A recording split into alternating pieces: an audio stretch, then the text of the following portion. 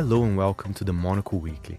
This time I had a pleasure to speak with Irish filmmaker Lorcan Finnegan on his new film The Surfer, a sweaty psychological thriller featuring Nicolas Cage. He starts telling me about his fascination with surf imagery.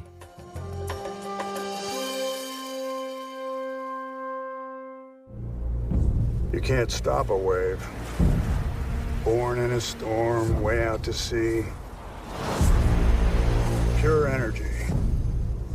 It's all building to this breaking point. Lorcan Finnegan, director of The Surfer. First of all, Lorcan, I love the film, and I have to tell you, I love surf imagery. I wonder if you had any connection with surf at all before this film, or was it something new perhaps to you?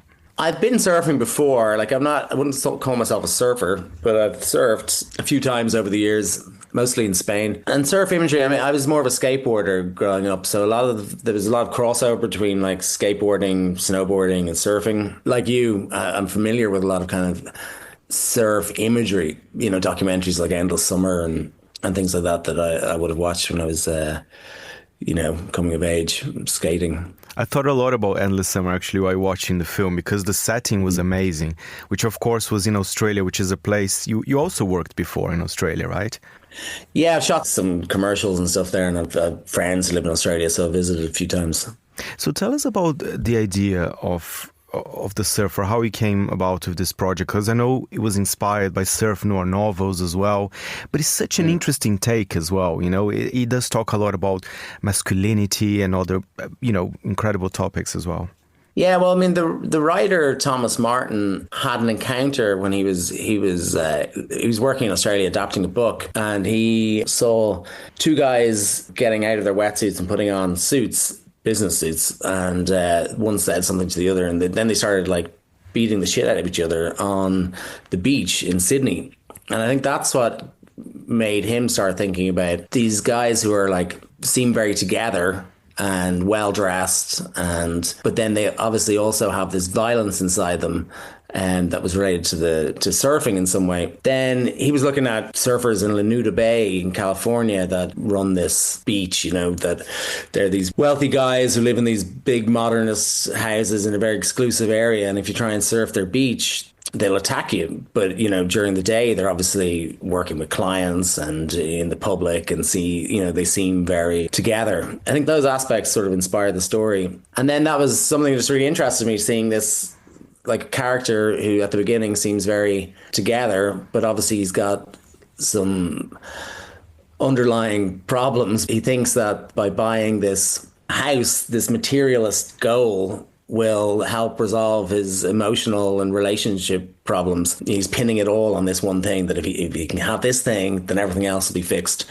But obviously that isn't the case. And then he unravels across a few days, and seeing that happen to somebody, seeing like things being stripped away from them in order for them to get to the core of what it is that they need instead of what they want, was pretty fascinating to me. Men are like engines. You've got to release a little steam now and then or you'll blow up.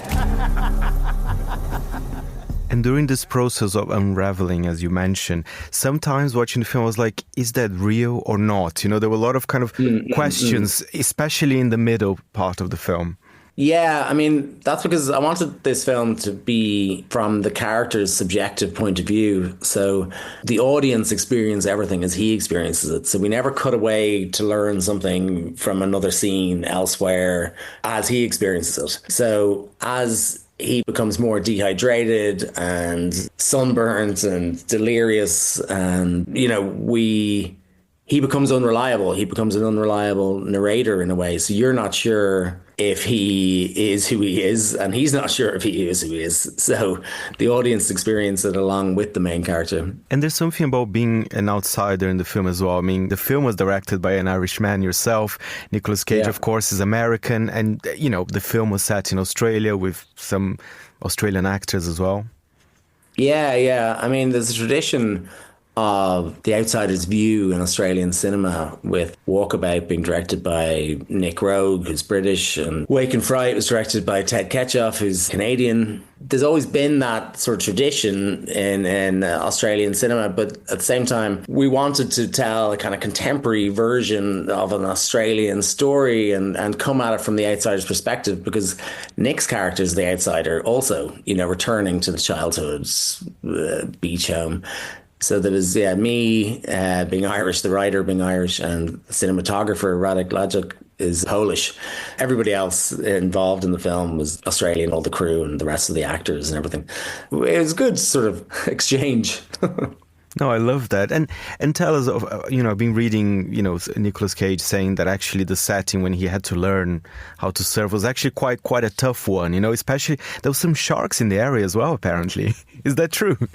Yeah, no, it's very sharky. They have like an app called Shark Tracker, and you can open it up and you can see like where they all are, with the ones that have been tagged, and there was loads, and people had been eaten by sharks, like not, like right before we were shooting, I think while we were shooting, and there was even a guy on the actual beach we were filming on, a swimmer. He was in his 70s and he was attacked by a carpet shark. He survived, but he was in the hospital.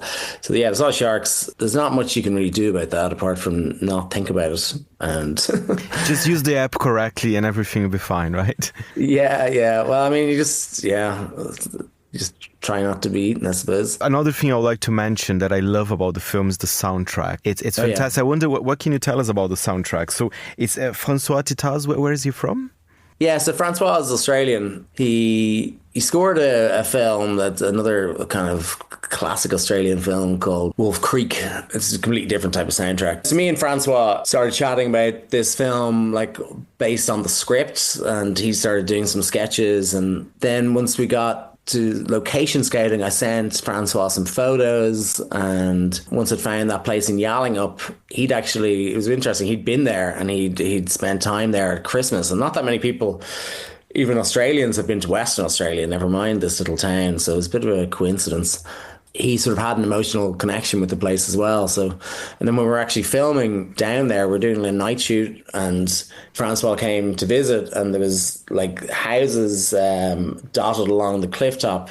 And at night you could see like do, and he took a sketch of that, and it ended up forming part of the composition for the melody, like do with the houses on the cliff.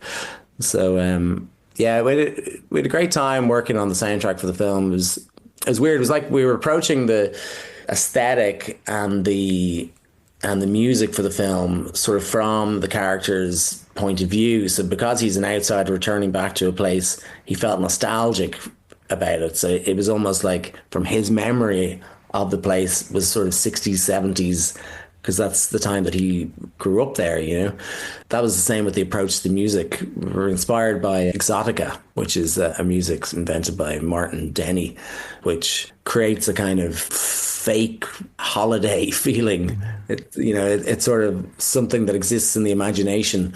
So that was where the sort of jumping off point for the music of the film. And the film looks that way as well, kind of slightly wild, sweaty, the saturated colors, which I thought was stunning as well. You can even see that on the poster of the film, right? Exactly, yeah. Well, part of the story as well is like the heat of the place.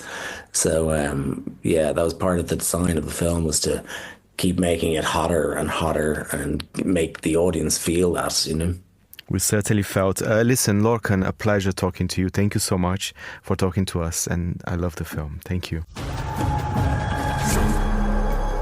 I'm not trying to be cruel.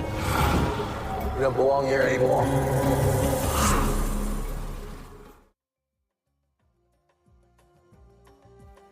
Thank you very much, Lorcan Finnegan there, and The Surfer is in UK and Irish cinemas from the 9th of May. The show was edited by Elliot Greenfield. Thank you for listening.